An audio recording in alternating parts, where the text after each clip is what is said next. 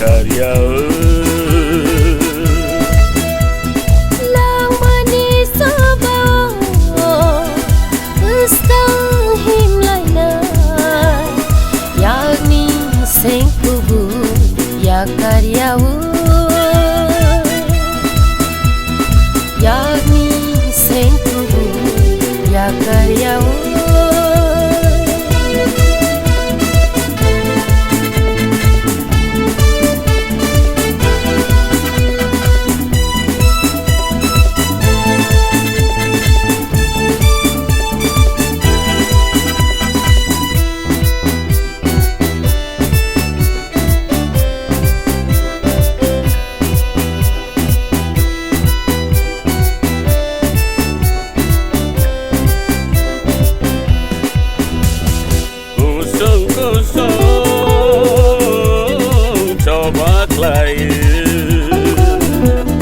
Sini hau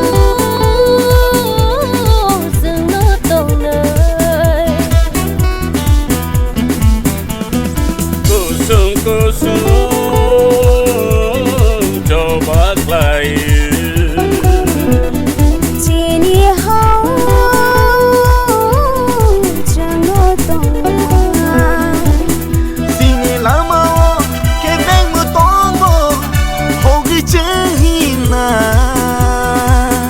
Lama linio katlay kilay ko Batay himpina Sini lama wo ke beng mo tongo hogi chehina Lama limi wo katlay kilay ko Batay himpina Himba tubulay ang sangisha Himba tubulay ang sangisha Lang mani coba o Beska himlay nay Yagni sing kubu ya karya Yagni sing kubu ya karya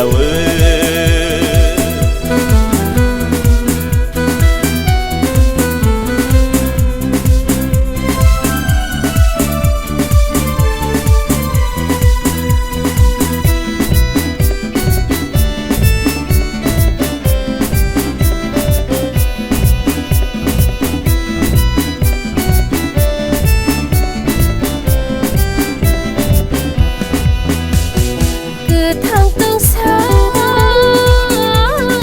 cho bác thầy vui Imang no chân vượt thang lại na Cứ thăng tương xa cho bác thầy Imang no chân vượt thang lại na Unay amani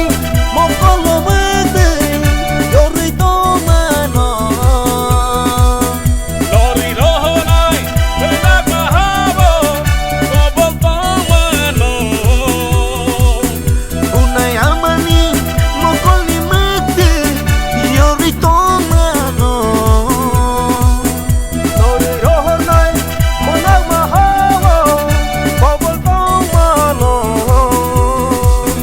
Himba to bulay ang sangisha Himba to bulay ang sangisha